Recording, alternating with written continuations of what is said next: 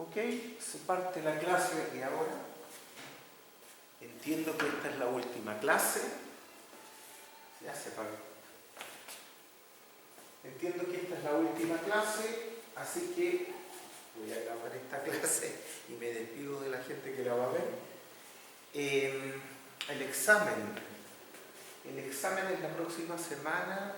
Voy a cargarme un poco a lo que hemos visto en el último tiempo, a lo que hay en las ayudantías esencialmente y a lo que hay en las tareas, por si acaso. Ya el examen, todos dan examen. Y bueno, no hay más. Vamos a continuar aquí con esto. Bien, en la clase anterior nosotros vimos el diseño de este galpón. Hay un asunto que es particularmente importante y es el diseño de hombros cuando uno está hablando de galpones y en general cuando habla de uniones de momento. ¿Ya? Entonces, ¿qué pasa? Cuando yo estoy mirando este sector, la unión viga-columna, tengo que tener mucho cuidado. En general, ¿cierto? Los software de elementos prismáticos no revisan ese tipo de cosas y eso nos genera algunos problemas. Si bien puede calificar como conexión, como unión, en general requiere algunos tipos de cuidados. Vamos a mirar aquí cómo resolver eso. Bien, aquí tenemos una planilla, ¿cierto?, para hacer este ejemplo. En este caso la viga columna es la misma cosa, así que es muy fácil. Veamos.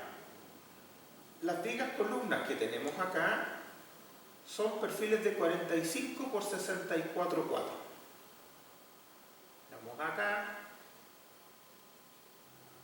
Aquí está, 45, 64 cuadros. Es de 45, 20, 1208. Vamos acá, 45, 20, 12. Y en principio vamos a dejar aquí 08. Ya. ¿Qué es lo que más me interesa cuando estoy viendo la unión viga-columna? Que aparece esta zona panel, que es aquello que queda definido entre los atiesadores de continuidad, ¿cierto? Es la parte del alma de la columna que está entre los atiesadores de continuidad del nudo y que en general está sujeta a un corte muy grande. Sin importar casi cuál es el momento que venga de la viga, esa zona está sometida a un corte grande. Los atiesadores de continuidad, bueno, siempre los vamos a poner. En realidad es algo que es estándar, sería muy raro no necesitarlo. Incluso sería tan raro que si no los necesitan, pónganlo igual. ¿Ya? Pero bien, esos atiesadores de continuidad funcionan muy bien para lo que tiene que ver con cargas concentradas que vengan por las alas. El problema es que no aportan en la resistencia al corte de la zona panel. ¿Ya? Y ese corte lo tenemos que tomar. Aquí nosotros podríamos decir, mira, cuál es la carga que está pasando por la viga para diseñar a ese nivel. Bueno, sabemos que es un momento bastante grande porque el momento justo en el hombro es el que define la cuadrilla de la viga. Pero si yo ya voy a hacer esto, lo más razonable es que por lo menos haga esta conexión para la resistencia de diseño de esa viga, por lo menos. A lo mejor, en caso de que yo requiera alta ductilidad, por ejemplo, yo requiera que la rótula plástica se genere en el extremo de la viga, quizás necesitaría hacer esa conexión para la resistencia esperada en realidad de ese perfil, que es bastante mayor. En este caso, ¿cierto? Como vimos que el sismo está muy lejos de controlar y esto está controlado por cargas esencialmente de operación normal, vamos a corregir esto con el máximo.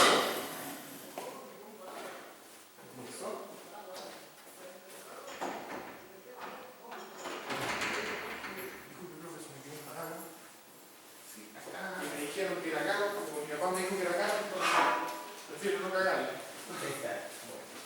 Vale, gracias.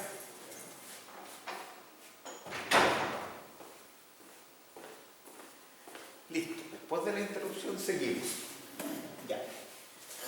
En este caso vamos a hacer una unión por lo menos para la resistencia de diseño de la viga. Bueno, hagámoslo para ver cómo anda esta cosa. Tenemos acá todos estos datos, ¿cierto? Datos generales de los aceros y del perfil.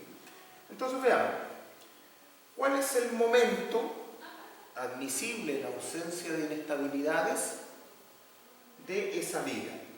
Bueno, será el Z por FY, ¿cierto? Por RI. El RI en este caso no necesitaría considerarlo si es que voy a hacer una conexión para resistencia de diseño, no para resistencia esperada. Entonces, por el momento, ¿cierto? Voy a sacar este RI. Esta cosa me está molestando. A ver, ahí, ya.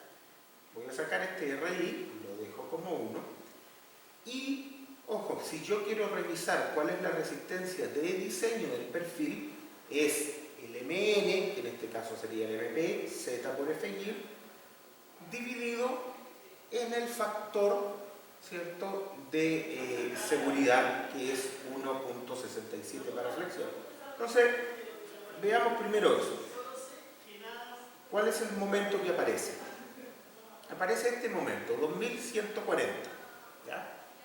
Ese es el primer candidato a pasar por ahí. Si nosotros quisiéramos pasar la resistencia esperada y hacer una unión que garantice que la falla esté en la viga y no en la zona panel, tendríamos que pasar esta resistencia esperada. Veamos cuál es, ¿cierto? Tal como estaba antes, ¿cierto? Tendría que usar el RI de este elemento, ¿cierto? De este acero, y el RI del acero A36 es más o menos 1.5, ¿ya? Lo dejamos en 1.5. Y también acá abajo, como estamos pasando a cargas esperadas, para llegar a SD tengo que dividir por 1.5, que es el factor de equivalencia. Y el 2100 y tanto se nos transforma en 3500. Sube un montón, ¿ya? Es súper importante tener claro cuál voy a usar yo. En este caso, ya que esta cosa es pedagógica, vámonos por este lado, que es la carga más grande. Probablemente no es necesaria en este caso particular, pero de todas maneras vamos a evaluar qué pasa si es que yo quiero trabajar con esta carga. Bueno, los cortes que van a llegar entonces a la zona panel será fácilmente el momento dividido en la altura de la zona panel. ¿Cuál es la altura de la zona panel? Bueno, como la viga que llega tiene la misma altura de la columna, bueno, será el momento dividido en la altura de la columna menos el espesor del ala. Estamos hablando más o menos de 81 toneladas de corte y de carga concentrada que va por las alas. Bueno, con eso, fácil, simplemente lo tomo y evalúo si las cargas concentradas funcionan bien y si la zona panel funciona bien. Esto es simplemente AISC 360 y nada más. Entonces veamos lo primero. ¿Cuál es la máxima resistencia posible que tiene la zona panel? Bueno, eso es fácil, ¿cierto? Tengo el tau yield, que es 0,6 del yielding, por el área de esta zona panel, que en principio, ¿cierto?, es la altura del perfil, por el espesor, que son los 0,8. Me da que la resistencia nominal, ojo, nominal todavía no es de diseño, 54. ¿Ya? Si a eso le pongo un factor de seguridad de 1,67, que es lo que se pide para el corte, tengo factores de utilización del orden de 2.5. Hola, pásenlo. De 2.5. Bien, eso significa entonces que esta cosa no da por mucho. Probemos los atiesadores de continuidad primero. ¿Cuál sería un atiesador razonable? En principio, ¿cierto? Nadie va a poner un atiesador que sea menos que el espesor original del ala, probemos con eso, ¿cierto? El atiesador queda con un lambda, ¿cierto?, con una esbeltez global del orden de 92. Es bastante grande, podría no ser un valor muy bueno, pero probemos con eso, a ver qué salió. Tenemos entonces la carga concentrada del 81, la vamos a tratar de hacer pasar por ese atiesador. Bien, hacemos los cálculos como un elemento en compresión cualquiera, calculamos el F crítico, ¿cierto?, y ese F crítico ¿cuánto dio? 1.6. Bien, aquí hay una cosa que tener cuidado. Cuando uno tiene atiesadores de carga, ¿cierto? Como el que hay acá, ¿cierto? Un atiesador de carga común y corriente como el que hay acá, el código permite que la carga que está entregada por el ala de esa viga no sea resistida únicamente por el atiesador, sino que permite un área de alma colaborante. ¿Cuánto es esa área de alma colaborante? En general son 12 espesores para cada lado. ¿Cierto? Serían 12 espesores para allá, en este caso, 12 espesores para el otro lado. Estaríamos hablando de 24 espesores del alma. Pero ojo, que arriba, ¿cierto? Y este es un dibujo genérico, pero en el caso de nuestro galpón, tenemos que la viga llega casi al tope de la columna, ¿cierto? No hay mucha más columna para arriba. Alguien dirá, ya, pero ¿puedo extender esta columna 12 espesores de alma para arriba para poder usarlo? Sí, podría ser, pero no es lo común. Entonces, en el caso del atiesador de arriba, nos fijamos que solo tiene 12 espesores colaborantes de alma, pero hacia abajo, no hacia arriba. Entonces eso lo tenemos que considerar aquí en el cálculo del área colaborante para esta tensión. Bien, tenemos entonces la tensión crítica en el atiesador. ¿Dónde la aplicamos? En toda el área. Y el área está compuesta por el área del atiesador, que sería el ancho del perfil menos la zona panel, ¿cierto? Por el espesor del atiesador. El atiesador me suma 23 centímetros cuadrados. Bien, y el área del alma, bueno, el área del alma sería, en este caso, serían 12 espesores y por el espesor me queda esto y entonces el alma estaría sumando 7.7 centímetros cuadrados más. O sea, tengo un total de 23 más 7, más o menos 30 centímetros cuadrados, un poco más. Ya, entonces, la resistencia nominal de ese sector sería 49 toneladas. Al aplicar el factor de seguridad, ¿cierto? Me queda que entonces esa zona está trabajando para cargas concentradas al 276% y también está mal. Ya, o sea, tenemos que esta cosa no es capaz de tomar ni el corte ni la carga concentrada. Ambas cosas están mal. Por lo tanto, evidentemente tenemos que mejorar esto. En general, aquí hay un montón de formas de resolver esto. Todas aquellas pasan por incorporar atiesadores y la zona panel reforzarla. Como en Chile los perfiles son armados, lo más razonable es hacer un reemplazo de esa zona panel. ¿Ya?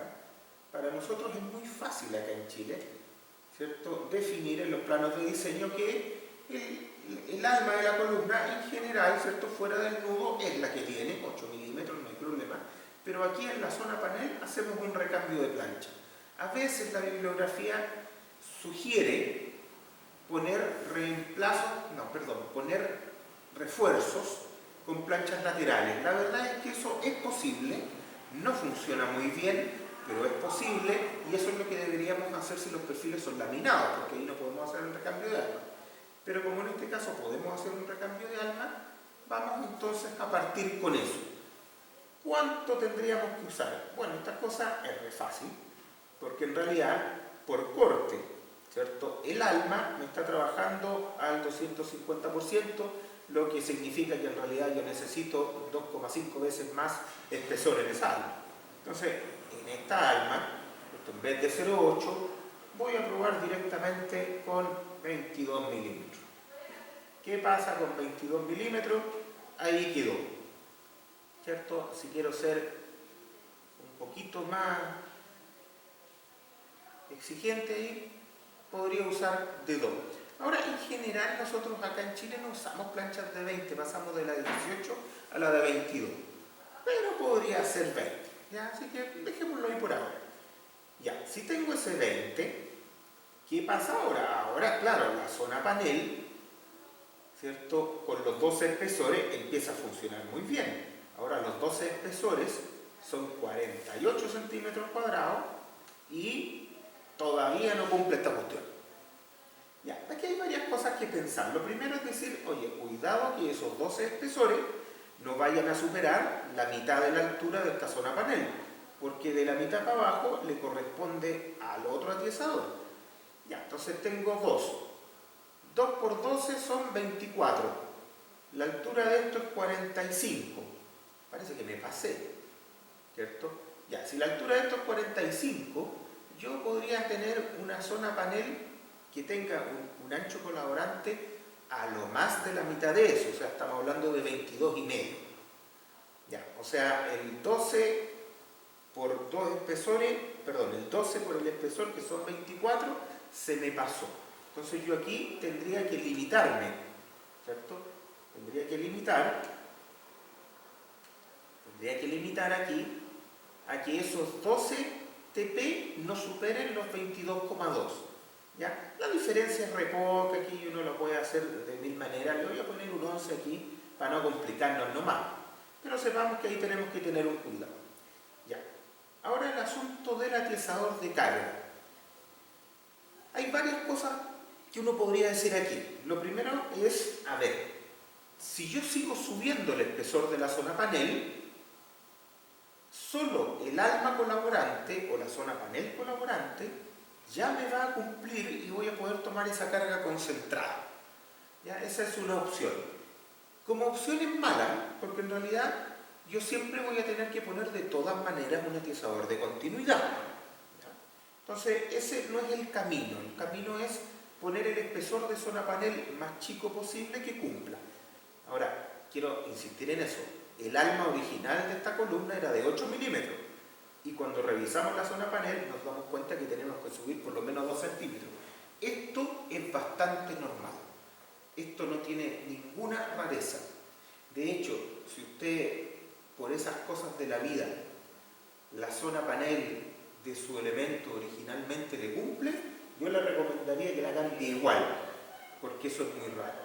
¿Y por cuánto la cambiaría? Por una plancha por lo menos el doble, del doble para arriba. ¿Ya? En este caso no ha sido más del doble, pero en general yo le pondría una plancha del doble del original para arriba como para empezar a conversar. O sea, la plancha original, que era de 8 milímetros, la tendríamos que dejar en 16 milímetros por lo menos. De ahí para arriba nosotros podemos conversar alguna cosa. Bien, ¿y el atiesador? Bueno, primero veamos cuánto debería tener el atiesador como mínimo. Lo vamos con 16 milímetros. Ya, con 16 milímetros la cuestión cumplió. O sea, esto podría cumplir si yo dejo un recambio de alma a 2 centímetros, a 20 milímetros, y atiesadores de 1,6 centímetros. Ya, eso cumple. Pero como solución de terreno podría no ser tan buena, debido a que la gente tiende a pensar que uno se equivoca y tiende a pensar que el atiesador de continuidad tiene que tener un espesor mayor que la zona panel, cosa que no tiene por qué ser así, ya que están condicionados por distintas cosas. ¿Ya? Entonces aquí lo más razonable para evitar cualquier tipo de problema es que el atiesador también lo dejemos de 20 milímetros. ¿Ya? Eso no va a encarecer el proyecto en lo más mínimo y va a evitar que alguien por ahí trate de arreglar algo que no está mal. ¿Ya? Si le ponemos 2 centímetros, esta cosa queda trabajando para cargas concentradas al 80%, que es un buen valor. ¿Ya? Entonces, ojo, podíamos dejarlo de 16, ningún problema. Pero sugiero que lo dejemos en 20 milímetros, igual que el recambio del alma, para no tener ningún problema de fabricación o construcción en que alguien pueda malentender el espesor de esas planchas. ¿Ya? Entonces, ojo, aquí vemos dos cosas bien claras. Que la zona panel requiere harto más espesor. Por lo tanto, si hay zonas panel de uniones de momento que no tienen refuerzo o no tienen recambio, lo más probable es que directamente estén mal. Estamos absolutamente fuera del orden de magnitud de las cargas que esa zona panel recibe. Y lo segundo es que poner atiesadores del mismo espesor del ala o la plancha que llega y que trae la carga, típicamente tampoco es suficiente. Aquí la plancha que entrega la carga es de 12 milímetros, pero nosotros nos dio que necesitábamos solo por resistencia por lo menos 16. Ahora, si lo vemos al revés, si partimos verificando el atiesador, ¿cierto? Antes de corregir la zona panel, los resultados pueden ser distintos. Por ejemplo, volvamos a la zona panel original, ya que como esto es una planilla, esto es gratis. Esa es la zona panel original. Bien. el atizador de 20 no me da. Claro, entonces si yo primero, antes de corregir la zona panel, quiero corregir el atizador, tengo que empezar a probar con espesores mayores. No me da, ¿cierto? Vamos a 25. Todavía no me da. Vamos a 28. Ya, o sea, antes de corregir la zona panel, yo tendría que haber puesto un atizador de 28. Claro, aquí el hecho de decir dejo el de 28 y subo la zona panel a 28 podría ser demasiado. Por eso primero, ¿cierto? Yo subí la zona panel y después me di cuenta que el atizador con 20 era suficiente. ¿Ya? Sugiero que ese sea el camino, el más razonable, ¿cierto? Entonces dejemos aquí 20. Perdón. Otra vez. Aquí está. 2, ¿cierto? Y aquí podemos volver también a 2. Esta solución parece suficientemente razonable para este caso. Bien, tenemos entonces resuelto la zona panel, tenemos resuelto, ¿cierto?, cómo deberíamos resolver el hombro de este galpón, y el resto, ¿cierto?, ya los anclajes los vimos, las fundaciones las vimos, por lo tanto no hay nada más que le podamos sacar a este galpón como aprendizaje. Así que lo dejamos hasta acá y nos pasamos al proyecto 3.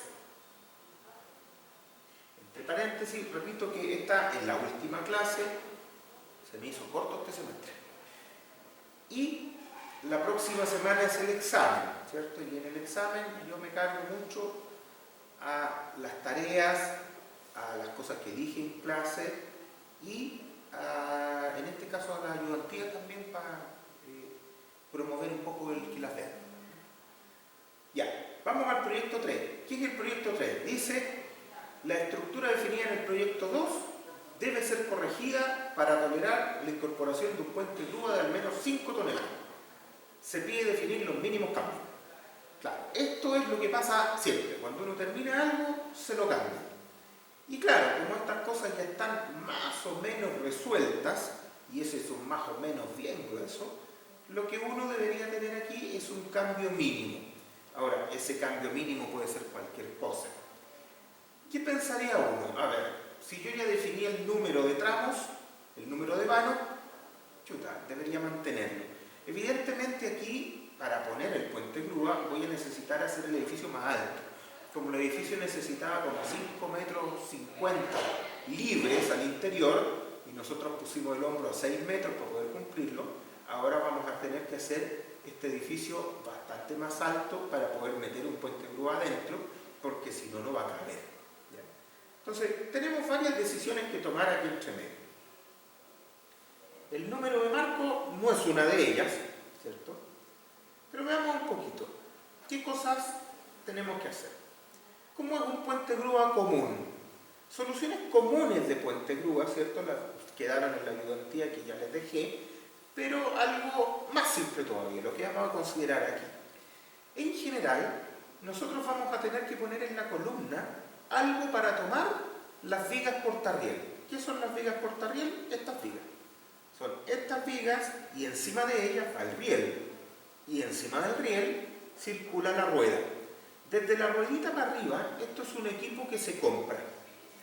Por lo tanto, a mí no me va a interesar como equipo propiamente, pero desde la viga portarriel para adelante, sí voy a tener que preocuparme.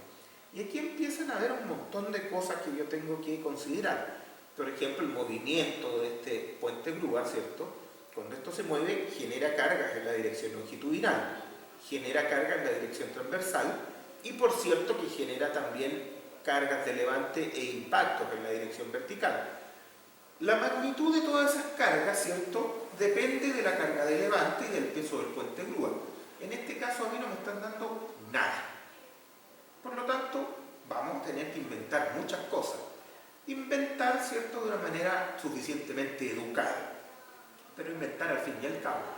Si yo tuviera los detalles de esto, ¿cierto?, la carga de levante más el peso del puente grúa, las cargas de impacto transversal, longitudinal y vertical son fáciles, los puedo sacar de diferentes códigos, en particular de la 1537, que también me entrega cuáles son las cargas dinámicas para evaluación de vigas portarriel en puentes grúa. ¿Ya? Bien, primera decisión a tomar o concepto a entender. Estas vigas portarriel, que van a ser un elemento adicional al que yo a todos los que yo ya tengo en el cálculo, ¿serán parte de la estructura principal o no? En general la respuesta depende del ingeniero. Para mi gusto no depende del ingeniero. Para mi gusto es absolutamente claro que las vigas portarriel son un equipo y como equipo su cálculo es diferente. Serán de acero también, pero su cálculo es diferente. ¿Ya? Por lo tanto, no deberían pertenecer al sistema resistente principal. Desde ese punto de vista, son un elemento secundario. No porque sea menos importante, sino porque no son parte del sistema resistente principal del edificio.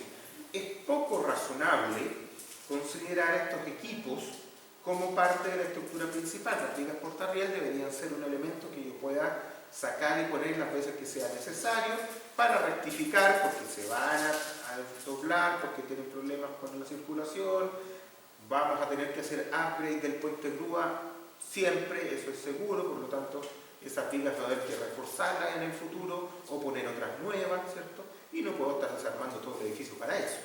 ¿Ya? Entonces, desde mi punto de vista, es bastante poco razonable el considerar estas vigas como parte de la estructuración principal.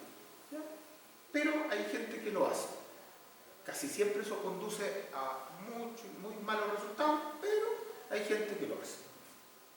¿Cómo podemos tomar estas vigas portarriel? ¿Cierto? Hay varias soluciones, algunas muy malas y otras menos. Aquí tenemos algunas que son típicas, ¿cierto? Y esto en algún momento ya lo conversamos, pero lo vamos a hacer nuevamente acá. Antiguamente se usaba mucho esto, que es poner una columna auxiliar, ¿cierto? Hacer un entramado contra la columna de marco principal y con eso soportar de una manera quizás un poco externa el puente grúa.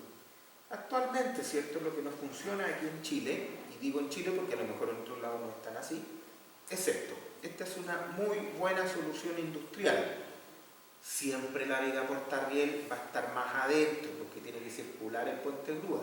¿Ya? No es posible que uno la vaya a poner ahí. ¿Cuál es la gracia del uso de una consola? Primero, que no disminuye el espacio útil, ¿cierto?, del edificio.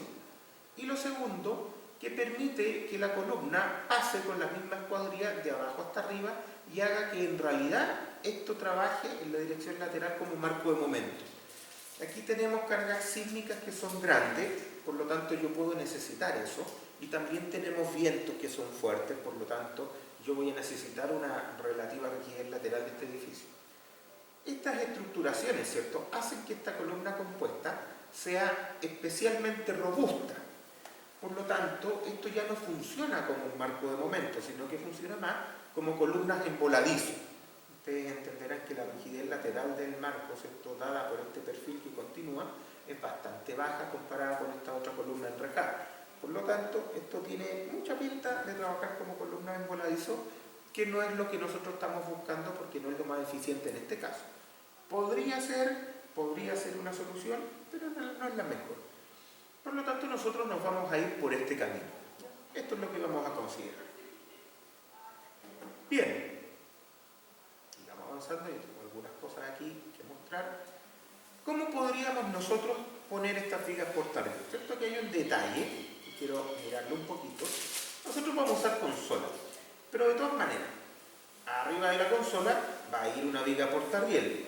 Esta viga portarriel, ¿cierto?, tiene solicitaciones que se producen a nivel de la cabeza del riel. En particular, solicitaciones verticales me van a producir flexión en esta viga, por lo tanto no son un tema. Pero las cargas horizontales me van a producir flexión en el eje débil, pero también me van a producir una torsión grande en este elemento. En general, las secciones abiertas son malas para tomar torsión.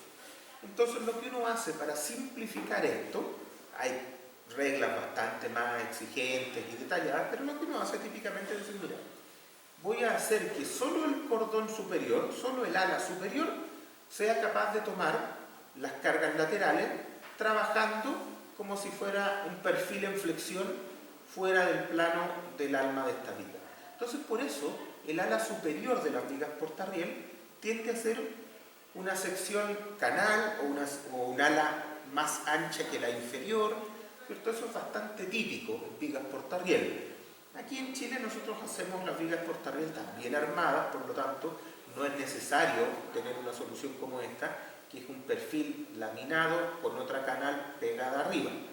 Nosotros simplemente hacemos la canal acá arriba a partir del ala superior y le ponemos los atizadores si son necesarios. Por lo tanto, esto es bastante común, tener un ala superior bastante más grande que el ala inferior. Bien, nos interesa que esta viga portarriel no vuelque. Por lo tanto, en las llegadas a los marcos, lo que nosotros hacemos es tomar el ala superior para que esta cosa no gire. De esa manera mantenemos que el LV de toda esta grúa, de toda esta viga portarriel, es el entremarco, en este caso más o menos 5 metros. Por lo tanto, esta viga va a estar restringida de volcar donde yo la agarre, que va a ser contra las columnas de marco. En general, las vigas portarriel, esto ya lo vimos en su momento, aquí solo lo recordamos, tienen uniones deslizantes abajo en uno de sus extremos, y eso es precisamente para no acoplar los marcos con trabajo axial. Y en el lado superior, normalmente tienen unión deslizante en los dos lados. ¿Ya? En este caso, ¿cierto? Tengo unión deslizante, fui muy abajo. Tengo unión deslizante, aquí, al lado de allá y al lado de acá. ¿Se fijan? Ahí está considerándolo. Porque yo lo que quiero es que estas vigas puedan tener giro libre. Y el giro se produce moviendo el cordón superior y el inferior. ¿Ya? Por lo tanto, si yo dejara alguno de estos agujeros en la dirección longitudinal restringido, bueno, en el lado que tengo la conexión fija en el ala inferior, tendría algunos problemas para permitir el giro de esta viga en los apoyos, que es justamente donde tiene el giro máximo. ¿Ya? Entonces es muy común que estos elementos que tomen el ala superior también permitan que el ala superior pueda moverse en la dirección axial para liberar el giro. ¿Ya? Bien, sigamos avanzando. Puente grúa. Hay un montón de posibles puentes grúa, ¿cierto? Nosotros vamos a considerar esto como un arreglo general. ¿Ya? ¿Cómo vamos a calcular primero las vigas portarriel? Es muy razonable calcular las vigas portarriel de manera externa al edificio y después ponerlas como una solución que ya se tiene, simplemente para modelar quizás el peso de las vigas o para modelar también los frenajes laterales, longitudinales y esas cosas, como efectos sobre los elementos que a mí me importa revisar en ese modelo. Por ejemplo, cuando yo quiero revisar la viga portarriel, es posible que a mí me interese mover este puente grúa por toda esa viga. Probablemente cuando las ruedas estén más cercanas al centro de la viga, voy a tener las cargas máximas de flexión. Probablemente cuando las ruedas estén llegando al apoyo de la viga, voy a tener los máximos cortes. ¿Ya? Pero para la columna, ¿necesitaré las mismas posiciones?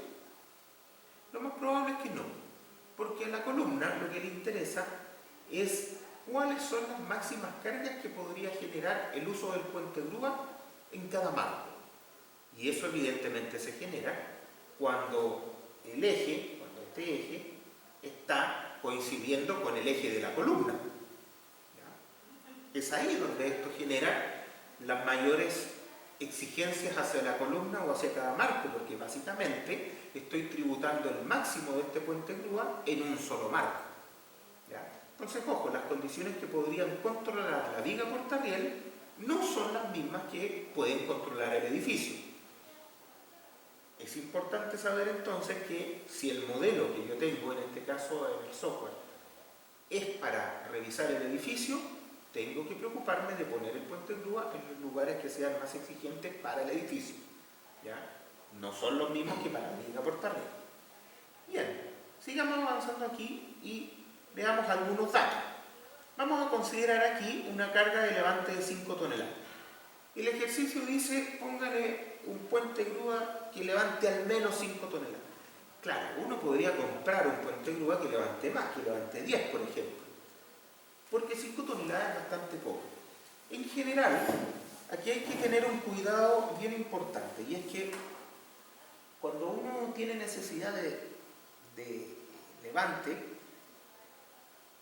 hay una pieza máxima que define esa capacidad de levante. Piezas que son por mantención de equipos o por producción.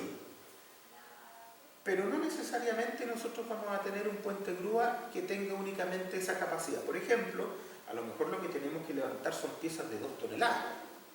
Pero se ha decidido incorporar un puente grúa para 5 toneladas.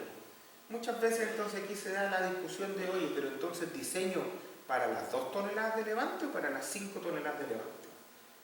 Bueno, los códigos son claros y por razones bastante obvias. A usted lo único que le interesa es la capacidad de levante, no si se va a ocupar entera o no. Yo tengo que diseñar todo para que el puente grúa sea funcional, y eso significa que pueda ocupar su máxima capacidad de levante. Por lo tanto, si yo puse un puente grúa de 5 toneladas para levantar 2, mi diseño tiene que ser consistente con las 5 toneladas. ¿Ya? Cuidado con eso porque puede tener errores bastante grandes. Aquí, por una cosa de experiencia nomás, estamos inventando que el puente grúa, ¿qué es el puente grúa? El puente grúa es esta cosa por donde se mueve el trolley, estas vigas de acá, que no son las vigas portarriel, son las vigas donde van las rueditas. Todo este equipo pesa 5 toneladas. ¿Por qué? Porque típicamente pesa más o menos la carga de levante. ¿Ya? Pero esto es inventado. Ahora esto uno lo podría sacar de catálogos de distintos proveedores para que no sea tan inventado. Entonces esas 5 toneladas yo aquí las dividí en 4 para el puente general y 1 para el trolley. El trolley es toda esta cuestión de acá, ¿cierto? Donde están los ganchos, donde están las cositas que se mueven, por todo eso. ¿Por qué es importante hacer esta separación? Porque cuando yo calcule cada una de las vigas portarriel, la que va debajo de las ruedas por acá y la que va debajo de las ruedas por acá, ¿cierto? Esas vigas portarriel van a ser iguales, pero evidentemente no van a trabajar iguales. ¿Quién me va a controlar el diseño de la viga portarriel? Me lo va a controlar el trolley, ¿cierto? En su posición más cercana a uno de los dos extremos y levantando la máxima carga. Y eso me va a tributar mucho en una de las vigas portarriel y poco en la otra. Entonces, esa condición es la que yo tengo que cuidar. Para esa condición, claro, el puente grúa, que pesa 4 toneladas, va a tributar 2 toneladas en esta viga y 2 toneladas en esa. Pero el trolley probablemente va a tributar casi todo en esta y la carga de levante también va a tributar casi todo en esta. Entonces, por eso tengo que ir teniendo estos cuidados. Sigamos entonces. Como masa sísmica. Y aquí hay que tener algunos cuidados, ¿cierto? Yo tengo aquí dos cosas. Tengo el total de la grúa cargada, total de la grúa sin carga, primero 5 toneladas, y el total de la grúa cargada. Aquí hay un tema. Aquí directamente yo estoy diciendo, oye, para masa sísmica, al sismo, voy a considerar 5 toneladas, no 10. Ya, esto es discutible, pero les cuento. En general, los puentes grúa, los monorrieles, en estructuras industriales, salvo excepciones, se ocupan para mantención, no para producción. Cuando se ocupan para producción, estas cosas se mueven todo el día, cada rato, y estoy sonado porque tengo que considerar entonces esa operación con el sismo. Pero eso pasa muy, muy poco. Lo más común es que estos equipos funcionen para mantención. ¿Qué es eso? Para hacer recambio de piezas, para mover algunas cargas, para cargar un camión, no sé, cosas así. Y eso significa que trabajan, quizás ni siquiera trabajan todos los días. Y a veces trabajan una vez al día, eso es relativamente poco. Entonces el criterio muy general y más extendido es que el puente grúa sin carga, yo lo tengo que considerar como masa para el sismo. Estáticamente, en operación, el puente grúa puede estar en cualquier lado con cualquier carga, pero sísmicamente va a estar sin carga. De esa manera yo lo tengo que ubicar en lugares que sea razonable ubicarlo para el sismo. Por ejemplo, en nuestro edificio, que todavía no le hacemos nada, pero veamos nuestro edificio, veámoslo en planta que es más fácil. Si yo tengo este edificio acá, ya dijimos que los vamos a ubicar el puente grúa alineado al eje de los marcos, porque de esa manera va a tributar más en un solo marco. Si yo lo pongo justo entre medio de dos marcos, va a tributar en dos marcos y por lo tanto va a ser menos exigente sísmicamente para el edificio. ¿En qué marco debería ponerlo yo? ¿Ya? Bueno, en todos, ¿cierto? Tendría que ser un modelo y en cada uno ir moviendo el puente grúa para ver cuál es el peor. Pero hay algunos que son razonables, ¿cierto? Primero, uno podría decir, mira, todos los marcos aquí yo decidí hacerlos iguales.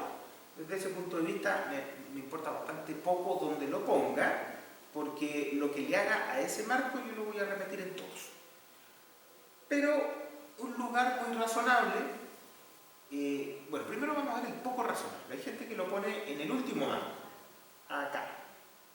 La verdad es que eso es poco razonable porque el puente grúa jamás puede estar alineado con el último marco, porque significa que la mitad del puente grúa está fuera del edificio. ¿Ya? Por lo tanto, esa es una solución mala. ¿Ya? Y quiero hacer hincapié en eso. Tengo que ser conservador, tengo que ser razonable, pero no tengo jamás que evaluar opciones que no sean posibles. De hecho, dentro de las posibles, tengo que evaluar las más comunes, no todas las que sean posibles. ¿Ya? Por lo tanto, alinear el puente grúa con el último marco, una tontera porque ni siquiera es posible. Ya. Entonces, algo que suena razonable es alinearlo con el segundo marco, siempre y cuando esa sea una posición común. ¿Por qué se los digo? Porque en muchos edificios el puente grúa no opera en todo el edificio. Si bien se puede desplazar por todo el edificio, porque si yo digo, la lecera no poner vigas portarreglas en todo el edificio para darle movilidad, pero es bastante común que opere en una zona. Por ejemplo, que opere aquí, en esta zona central nomás. Entonces, si fuera el caso, si opera solo en la zona central, entonces yo debería, para el sismo, ponerlo en alguno de esos marcos centrales, pero no en el extremo. ¿Ya? ¿Es posible que esté en el extremo? Es posible. ¿Es típico? No, porque no opera ahí. ¿Ya? Bueno, si no tengo ninguna información, un marco razonable sería este, el segundo marco. ¿Por qué? Porque eso le podría causar al edificio una torsión en planta. Y eso podría ser más exigente para el edificio. No sabemos todavía si eso es importante, pero sabemos que si lo ponemos acá, le voy a estar causando al edificio una torsión en planta que podría ser un poco más exigente, por lo tanto es razonable ponerlo aquí. ¿Se fijan? Si yo lo pongo al centro, claro, para el marco no va a ser mucho más exigente que este, pero no va a causar esa torsión. Entonces por eso lo vamos a poner aquí, en el segundo marquito, por esa razón. Este es el tipo de análisis que yo tengo que hacer. Cuando tengo dos puentes grúa, y a veces son dos puentes grúa operando sobre las mismas vigas portarriel, también tengo que hacer este análisis. Lo típico va a ser, ya voy a poner los dos puentes grúa pegados en el extremo. ¿Es posible? Es posible. ¿Es probable? Tengo que preguntármelo, porque en la amplia mayoría de los casos eso es muy poco probable. Significaría que están operando ambos puentes grúa a su máxima capacidad, que viene el sismo y que están los dos en extremo. Eso en realidad no pasa. Típicamente los puentes grúas para sismo deberían estar suficientemente separados. ¿Ya? Pero hay que verlo. Hay algunas operaciones que exigen que ambos puentes grúa estén funcionando al mismo tiempo. ¿Ya? A mí me ha pasado en algunos edificios de este tipo, en que la operación exige que los dos puentes grúa que están ahí funcionen al mismo tiempo para levantar ciertas cargas. Hay que mirarlo también con calma. ¿Ya? No es este el caso, pero hay que mirarlo. Bien, tenemos las masas. Separación de ruedas. ¿Ya? Esto viene de catálogo, no es tan inventado. ¿Cuál es la separación de ruedas? Yo estoy diciendo que de esta rueda hasta esta rueda hay más o menos 4 metros. Eso es bastante común en estos puentes grúa. Tengo que buscar otro. Ahora ustedes dirán, ya, pero la separación de marco es como 5 metros, o sea, esta cosa va a estar raro ahí entre el puente de grúa y la separación. Bueno, sí, puede ser, pero lo primero que tengo que tener yo son los tamaños del equipo. ¿Ya? Entonces aquí, separación de ruedas, le di 4 metros, sacado de unos catálogos. Luz del puente grúa, 19 metros. Alguien dirá, oye, pero es que el edificio tenía 20 metros. Sí, el edificio tenía 20 metros entre ejes de columna. Aquí yo estoy diciendo que el puente grúa por lo menos se va a alinear 50 centímetros más adentro del eje de la columna. Por lo menos. ¿Ya? Incluso podría ser más adentro. ¿Ya? Ok, 19 metros. Posición extrema del carro, 1 metro. Ya, esa posición extrema del carro, lo que me está diciendo es cuánto puede estar este carrito cercano a este borde. Por ejemplo, de ese eje hasta este eje hay 19 metros.